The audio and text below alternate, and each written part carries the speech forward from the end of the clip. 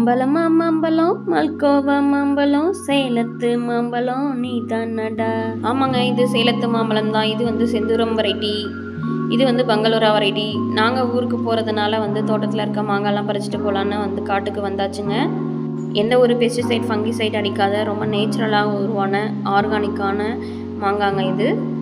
So இதை வந்து சாப்பிட்றதுக்கு நம்மளாம் கொடுத்து வச்சுருக்கணும். இது பறிக்கிறதுக்காக என் மாமனார் வந்து ஹெல்ப் பண்ணார். இது வந்து அல்ஃபான்சா வெரைட்டிங்க. அல்ஃபான்சா வெரைட்டியில் இருக்க மாம்பழமும் ரொம்ப டேஸ்ட்டாக இருக்கும். நான் பறித்தது வந்து செந்தூரம், பெங்களூரா, அல்ஃபான்சா, அப்புறம் இமாம் பசன்னு சொல்லுவாங்க அந்த பெரிய மாங்காய். இது ரொம்ப டேஸ்ட்டாக இருக்குங்க. இது வந்து அல்ஃபான்சா வெரைட்டி.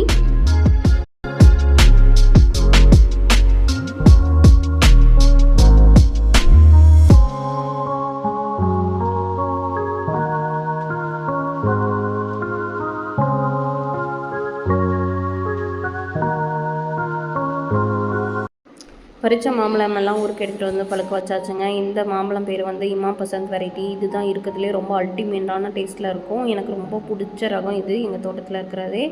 இதை வந்து நாங்கள் சேல் பண்ணவே மாட்டோம். இது எங்களுக்காக சாப்பிட்றதுக்காகவே நாங்கள் வச்சுக்குவோம். அப்படியே பாருங்கள், அறுக்கும் போதே ரொம்ப டெம்ப்டிங்காக இருக்குது, ரொம்ப அட்டகாசமாக இருக்குங்க. அப்படியே வாயில் வைக்கும் போதே அப்படியே பயங்கர டேஸ்ட்டாக இருக்கும்.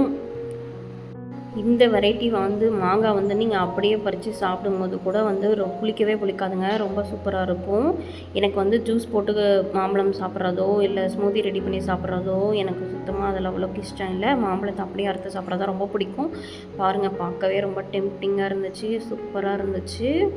ஓகே, நெக்ஸ்ட் வீடியோவில் பார்க்கலாங்க. பாய்.